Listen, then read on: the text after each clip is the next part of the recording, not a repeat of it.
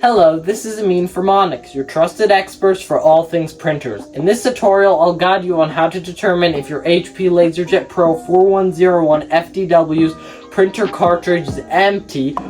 We are Onyx Imaging. We are the highest rated and most reviewed printer service center in Oklahoma.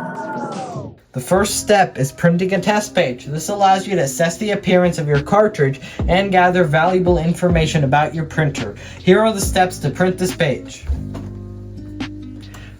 Swipe down from the top of your screen and click the gear icon. Swipe all the way down to reports and open it. Swipe down to supply status and click it. Your printer will now print the supply status page. Next, check the number of pages that have been printed by this printer. If you're using an A-size cartridge, it's generally recommended to replace it after approximately 1,500 pages. However, if you're using an X-size cartridge, you can wait until around 4,500 pages have been printed. Keep in mind these numbers can vary based on your toner usage. Thank you for watching this tutorial and have a great day.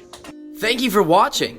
If you're interested in how you can receive free labor on all of your service calls, as well as how to qualify for free printer upgrades, contact us today.